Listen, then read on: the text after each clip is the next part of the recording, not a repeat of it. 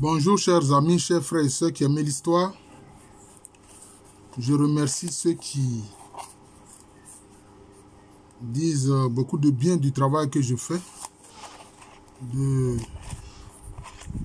la petite connaissance que je mets à la disposition de mes frères et sœurs qui s'intéressent à l'histoire de leurs ancêtres, à l'histoire africaine, mais aussi à bien d'autres sujets d'histoire et même quelquefois d'actualité. Alors, je voudrais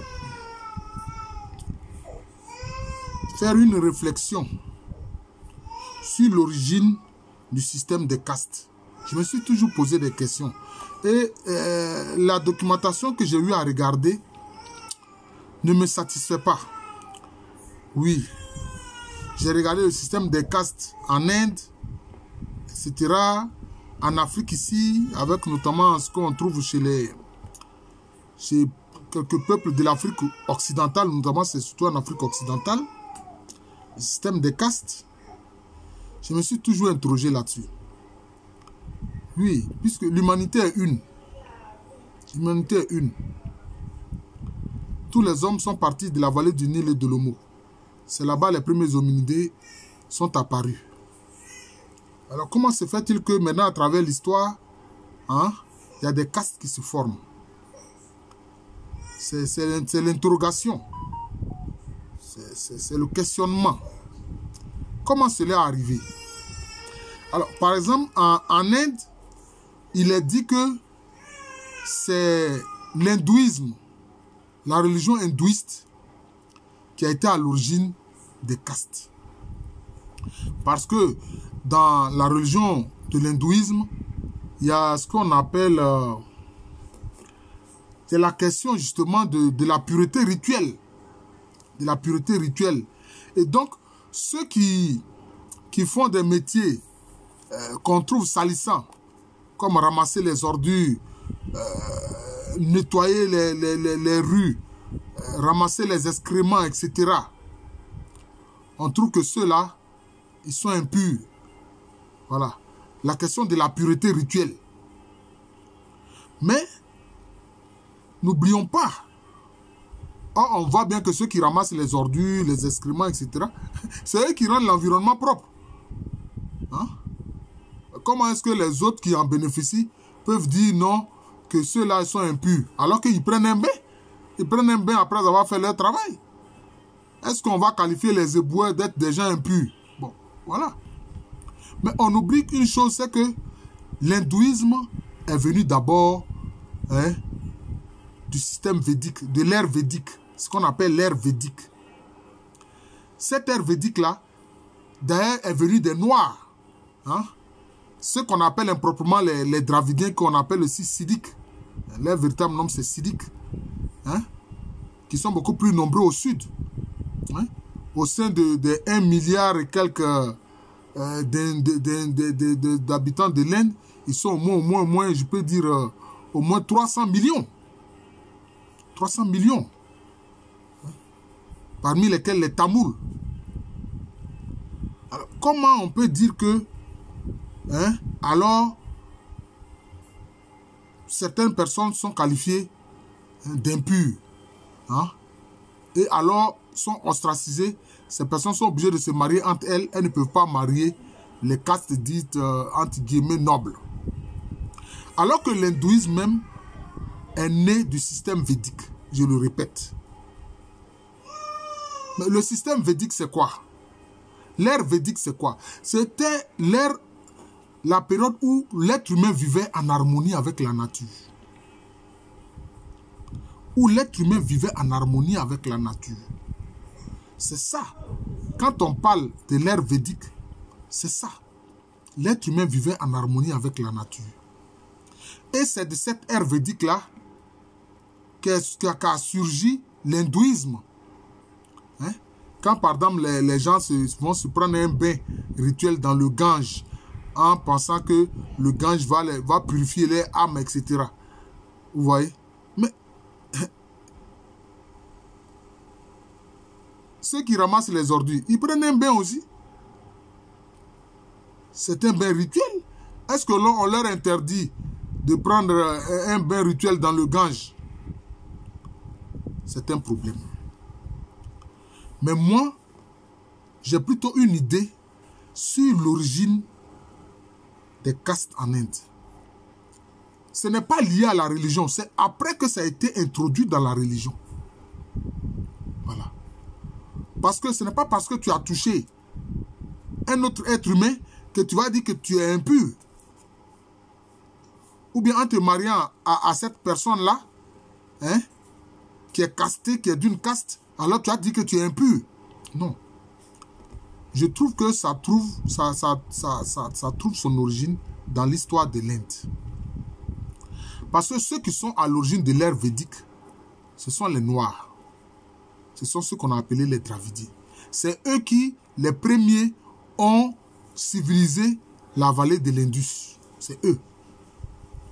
Mais quand les Aryans, d'origine perse, donc qui ont la même origine que les Indo-Européennes, et ils viennent en tant que conquérants, ils viennent avec des armes. C'est ce qui s'est passé. Ils sont venus avec des armes, faire la guerre, hein, à ceux qui vivaient tranquillement, selon, je peux dire, les qualités spirituelles de l'ère védique, où on vit en harmonie avec la nature. Mais cette vie en harmonie avec la nature implique aussi une vie d'harmonie avec les autres êtres humains. Alors que les Aryans, là, qui sont clairs de peau, là, qu'on appelle ordinairement aussi blancs, parce que ces Aryans, ils sont venus d'où? Ils sont venus de la Perse, qui correspond à l'Iran actuel. Ils sont venus de la Perse.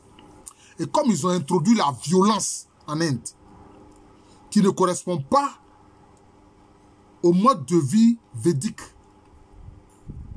c'est eux qui, s'étant imposés par les armes, ont décidé qu'ils sont supérieurs. C'est comme ça. C'est bien que même encore aujourd'hui en Inde, vous remarquerez, même les films qui viennent de l'Inde que nous voyons, on met toujours en avant des gens à la peau très claire. Hein? Ça vient de l'Inde, hein? Mais on fait comme si en Inde, il n'y a pas de personnes à la peau sombre, à la peau basanée. C'est ce racisme introduit par les Aryans, auquel ensuite Hitler et ses groupes se sont rattachés en disant Aryens. Mais ce sont ces Aryens-là, ce sont ces peuples indo-européens-là, mais qui étaient des Perses qui sont venus de l'Iran actuel, de la Perse. C'est eux qui, par leur racisme, leur conquête violente, ont décidé qu'eux, ils sont supérieurs. Si bien que vous remarquerez que ceux qui sont, ce qu'on appelle les intouchables, hein, intouchables parce qu'on estime que si on les touche, on va être impur. Alors, ceux qui vivaient en harmonie, conformément à l'ère védique, ces noirs-là, ces siddhiques, qu'on appelle dravidiens, c'est eux qui ont été ostracisés. Et c'est comme ça que le système des castes est apparu en Inde. Ça, c'est ce que moi je pense. Maintenant, en fait, l'évolution de la religion védique, du mode de vie védique, qui s'est compliqué et qui est devenu l'hindouisme, alors l'idée du racisme des Aryens a pris la forme de l'impureté, de la question de la pureté rituelle, et on a fini par dire qu'il y a des gens qui sont intouchables parce qu'ils sont impurs. C'est-à-dire du racisme, on est passé, hein, à la question de l'impureté religieuse et la question de la pureté religieuse. C'est ce que je pense. C'est mon analyse. C'est une réflexion. Voilà, c'est ce qui s'est passé. Voilà. C'est ça. Très souvent, ceux qui sont des intouchables, ce sont ceux qui sont au sud, ce sont les Noirs. Ça vient du racisme de ces criminels d'Aryans, pour ne pas dire Aryens, des Perses, venus de la Perse, qui correspond à l'Iran actuel. D'ailleurs, les Européens, pour la plupart, sont des Aryens, ils descendent justement, ils sont de même origine que ces Perses-là.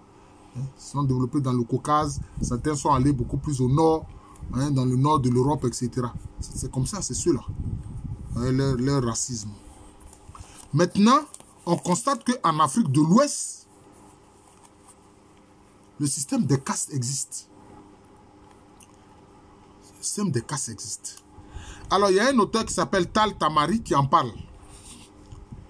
Mais on va voir ce que Tal Tamari dit. Mais avant ça, certains estiment que, je peux dire, dans la vallée du fleuve Sénégal, ce système va se développer. Certains estiment que cela va se développer dans le 9e siècle. Mais comment cela est apparu là-bas? Pourquoi cela est apparu là-bas? Et comment cela est apparu? C'est des affirmations dont on n'a pas, je peux dire, les éléments historiques pour les attester. Par contre, quand par exemple on lit l'ouvrage de Youssouf Tata Cissé, les ouvrages qu'il a écrits, mais quand ces groupes d'origine mandés, parce que ce soit les Soniké, les Malinké, les Bambara, etc., ils sont d'origine mandée. Et puis ils étaient justement dans la vallée du Sénégal. Ils étaient en Sénégambie. Et quand ils étaient là-bas, où tous ces groupes-là étaient appelés, bon, Tata Cissé leur a donné le nom générique de Kabourou. Mais ces Kabourou ne pratiquaient pas le système des castes. Les Kabourou ne pratiquaient pas le système des castes. Donc, dit que c'est né dans le Tekrou, le système des castes est né dans le Tekrou au 9e siècle, je ne suis pas d'accord avec. Je ne suis pas d'accord avec. Je pense que ça s'est développé beaucoup plus tard. Mais, sur un certain point, je suis d'accord avec Tal Tamari qui dit que le système des castes est apparu avec Soundata Keïta quand il a vaincu son ennemi, Soumaoro Kanté. Je dis, cette hypothèse est vraisemblable, elle est probable. Pourquoi? Parce que Soundata Keïta, quand il a vaincu Soumaoro Kanté, son ennemi, il a voulu que les descendants de Soumaoro Kanté lui rendent hommage et rendent hommage à lui, sa descendance. C'est ça. D'ailleurs, pourquoi il a changé de nom pour prendre le nom de Keïta alors que son père était Konaté? Le père de Soundata, c'est un Konaté. Et puis, on sait que ces peuples-là mettaient anciennement l'accent sur la matrilinéarité. Soundata lui-même, il était appelé comment? Il était appelé fils de Sogolon, c'est-à-dire du nom de sa maman. Or, le système des castes s'est transmis par la lignée paternelle. Vous voyez, c'est transmis par la lignée paternelle. D'ailleurs, on sait que dans beaucoup de peuples, au sein de beaucoup de peuples en Afrique, c'était le système matrilinéaire. Le système patrilinéaire a pris le pas, notamment, je pense que c'est quand les conquêtes musulmanes ont commencé en Afrique que le système patrilinéaire, notamment en Afrique de l'Ouest, a commencé à prendre de l'importance. Avec les Almoravides qui viennent au XIe siècle, qui eux-mêmes étaient des Berbères qui avaient été convertis par les Arabo-musulmans au nord de l'Afrique. Eux-mêmes, ils sont venus faire des guerres maintenant pour transmettre l'islam. On dit point de contrainte en religion. C'est ce que dit le Coran. Point de contrainte en religion. À toi ta religion et à moi ma religion. Voilà des gens qui n'ont rien compris, qui cherchaient à se faire de l'argent, de faire des richesses. Voilà. En prétextant de l'islam. Voilà. Donc, c'est ce que je pense. Donc, Soundata a voulu perpétuer, je peux dire, sa vengeance vis-à-vis de Soumaoro Kanté en faisant en sorte que les descendants de Soumaoro Kanté, son ennemi, l'honorent lui et sa descendance. C'est comme ça que ce système de castes, à mon avis, est apparu, notamment dans le Mandé, dans l'Empire du Mali, qui contrôlait tout un vaste espace, y compris la vallée du Sénégal. Voilà. Donc c'est ce qui s'est passé à mon avis. Voilà. Maintenant, d'ailleurs vous remarquez, concernant ces castes-là chez les Malinké et autres, c'est scindé en Horon et puis en Nyamakala. Bon. Donc les Nyamakala, ce sont des gens de métier. Mais en fait, Nyamakala, cela veut dire, Nyama c'est l'âme. C'est lié à l'âme en fait.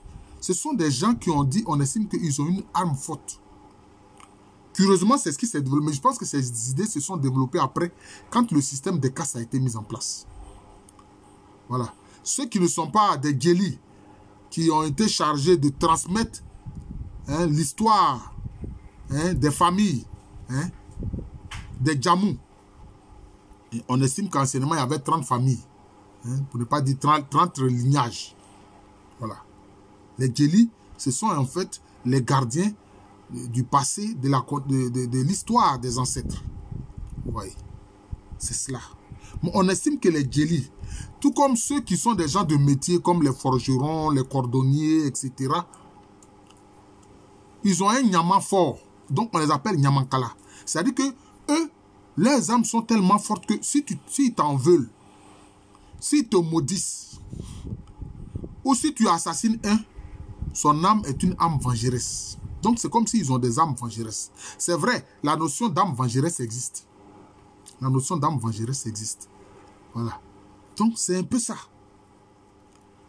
Est-ce à dire que un horon ne peut pas avoir une âme forte? Voilà. Or l'âme, c'est lié au monde invisible. L'âme est liée au monde invisible, au monde spirituel. Maintenant, ceux qui ne sont pas Nyamakala, là, eux, on l'appelle horon. Et on dit que ça renvoie au noble. Ça renvoie au noble. Et puis par la suite, maintenant, on a mis maintenant, on dit les familles maraboutiques. Les familles qui sont des marabouts pour transmettre la religion musulmane. Les familles là existaient avant l'islam. Les familles là existaient avant l'islam. Donc on voit que c'est un processus, c'est une affaire qui s'est mise en place progressivement. Parce que les familles qui se sont converties à l'islam assez tôt, ont décidé qu'elles avaient une connaissance de l'islam et donc c'est elles qui devaient enseigner l'islam aux autres. C'est comme ça qu'est né ce qu'on a appelé les familles maraboutiques. Mais les Cissé, on dit les Cissé font partie des familles maraboutiques, mais les Cissé existaient bien avant l'introduction de l'islam. D'ailleurs, ce sont les Cissé qui ont créé l'empire de Ouagadougou, le royaume de Ouagadougou ou l'empire du Ghana. Ce sont les Cissé qui étaient les rois au sein de cet empire-là. Ils étaient matrilinéaires, tout cela. C'était matrilinéaire. Donc vraiment, il faut une profonde réflexion sur la question des castes en Afrique de l'Ouest. Mais moi, je ne suis pas d'accord sur la façon dont cela est présenté. C'est pour ça que je parle d'une réflexion sur le système des castes. C'est une réflexion que je fais sur le système des castes. Alors, par la suite, même les Cissé qui étaient des familles matrilinéaires dans l'empire du Ghana sont devenus patrilinéaires et puis maintenant ils ont dit que maintenant ils sont des familles maraboutiques. Parce que c'est leur empire, l'empire du Ghana, que les Almoravides sont venus attaquer au XIe siècle. Au XIe siècle, après Jésus-Christ, bien sûr. Vous voyez. Maintenant, Horon, on dit, ouais, ça correspond aux nobles, aux guerriers. Mais est-ce que les autres là ne se battent pas? D'ailleurs, il y a un dicton chez les Malinqués qui dit que sans les Koné, on ne peut pas faire la guerre. Parce que les Koné sont des forgerons. C'est eux qui produisent les armes. Les familles de forgerons, s'ils ne produisent pas les armes, vous les prétendus Horon là, guerriers là, vous pouvez faire la guerre comment? Vous pouvez faire la guerre comment? Avec la boxe, comme Cassius Clay ou Mohamed Ali. Voilà le problème. Voilà le problème. Donc c'est un système qui s'est mis en place progressivement, à mon avis. Ce n'est pas apparu brusquement. Mais il se trouve que ceux qui avaient la connaissance, par exemple du métier de la forge, par exemple du métier, par exemple, le fait de tanner les cuirs, etc., ou même de faire la poterie, etc., ou d'avoir la connaissance du passé des ancêtres. Eux-mêmes, ils ont voulu... Qu'est-ce qui s'est passé? C'est eux-mêmes qui, par égoïsme, ont voulu que cette connaissance-là reste au sein de leur lignage. Voilà. C'est comme ça aussi qu'à ce niveau-là, les castes ont touché les corps de métier. Sinon, anciennement, même si tu n'es pas d'une famille qui pratique la forge, tu peux venir voir une famille qui pratique la forge, payer ce que tu dois payer, et puis cette famille-là t'apprend le métier de la forge. C'était comme ça. Mais par la suite, je peux dire, par un désir par un désir financier, de tirer un revenu jalousement gardé au sein d'un lignage, ils ont commencé à faire en sorte que ça reste seulement entre eux-mêmes. Et c'est comme ça que des lignages de forgerons ont commencé à pratiquer, à garder la connaissance là jalousement entre eux. Hein? Si bien qu'ils ont commencé à se marier entre eux, puisque cette connaissance de la forge et des différents métiers a commencé maintenant à tourner au sein du lignage. Et ça a créé donc une sorte d'endogamie. Ça a créé une sorte d'endogamie. Alors les autres, qui n'avaient pas cette connaissance de ces métiers-là, on dit, bon, nous sommes les horons. C'est-à-dire, nous sommes les... Mais en fait, la notion de horon, qu'on traduit généralement par noble, n'est pas correcte. Non, ce n'est pas correct. Ce n'est pas seulement une noblesse qui est liée au sang, non. C'est lié aussi à la moralité. Un horon, c'est quelqu'un qui a une haute moralité. C'est quelqu'un qui veille sur sa parole. Quand il donne sa parole, là, il respecte sa parole. Hein? Et c'est quelqu'un qui essaie d'avoir un comportement digne dans la société, conformément aux règles et aux coutumes de la société. C'est ça le horon. Le horon, ce n'est pas seulement une affaire d'être guerrier ou bien être noble. C'est pas totalement ça. C'est pas totalement ça. C'est quelqu'un qui a une haute moralité, qui pratique la justice et qui veut la vérité, qui est un adepte de la justice et de la vérité. C'est ça le horon. Ça va au-delà du fait qu'on dit non, c'est un noble, etc. Non, ça va au-delà de ça. Donc il y a une question de moralité là-dedans. Dans la notion de horon chez les Malinké et chez les Mandés en général. Et on traduit ça en français par noble. Ce n'est pas correct. Même aussi Djeli. Djeli, on traduit ça par griot. Ce n'est pas correct. Non. Le Djeli n'est pas un griot, non. C'est quelqu'un qui transmet l'histoire des ancêtres. Voilà. Il est le gardien de l'histoire des ancêtres. Voilà. Maintenant, il n'est pas un turiféraire, non. Mais il peut faire les éloges d'une famille. Parce qu'il connaît l'histoire des familles. Voilà. Il peut faire les éloges, par exemple, des Cissé. Il peut faire, par exemple, les éloges de Traoré, les éloges des Touré, etc., etc. Il faut aussi les éloges des familles qui sont des familles dites de forgerons. Vous comprenez? C'est comme ça. Il peut faire les éloges des Bamba, il peut faire les éloges des Koné, etc. Voilà. Parce que chaque famille, ses ancêtres ont posé des actes qui sont dignes de respect et d'éloge et d'honneur dans l'histoire. Ce n'est pas seulement ceux qu'on appelle les horons qui ont fait cela. Vous voyez? Donc c'est ça. C'est ça le travail du Djeli. Et on traduit ça improprement en français par griot. Voilà le problème. Comme aussi la traduction qui est faite du horon en disant que non, ça veut dire noble. Ce n'est pas seulement ça. Voilà. Ce n'est pas seulement cela. Et donc, ces gens de métier, ces familles qui connaissaient cette connaissance, qui avaient cette connaissance-là, ont voulu garder ça pour eux seuls. C'est comme ça qu'ils ont commencé à pratiquer l'endogamie. Et donc, de fait, l'endogamie s'est installée. L'endogamie s'est installée. Voilà, c'est comme ça. Et les horons ont commencé à se marier entre eux. Les Nyamankala aussi ont commencé à se marier entre eux selon les différents rôles qu'ils jouaient. Les Djeli ont commencé à se marier entre eux. Les forgerons ont commencé à se marier entre eux. C'est-à-dire les Noumous. Les forgerons, c'est les Noumous. Ils ont commencé à se marier entre eux, etc., etc. C'est ce qui s'est passé. En tout cas, c'est la réflexion que je fais sur le système des castes. Voilà. Je ne dis pas que ce que je dis là, c'est forcément cela. Mais je dis que c'est ma réflexion sur le système des castes. Voilà. Donc, j'en ai parlé depuis ce qui s'est passé en Inde et puis aussi ce qui se passe en Afrique de l'Ouest. D'ailleurs, les castes, c'est tout un système aussi injuste. Voilà, c'est un système injuste. Ça a commencé à être mis au pilori en Inde, comme ici, même aussi en Afrique de l'Ouest. Maintenant, les gens se marient. Les jeunes ne tiennent pas compte de vos histoires là. Toi, tu es horon, tu ne vas pas marier. C'est des histoires. Les gens s'en foutent de ça. Voilà. C'est ce qui commence à se passer. Et c'est ce qui va se passer. Voilà. C'est cette évolution-là qui va perdurer. Donc, je suis le professeur Alou Kwame René, professeur titulaire d'histoire à l'université Félix Houphouët-Boigny, une université qui est à Abidjan, c'est dans le quartier de Cocody. C'est en Côte d'Ivoire, un pays situé en Afrique de l'Ouest. Donc, je faisais une réflexion sur le système des castes. Merci encore et bonne journée à tous.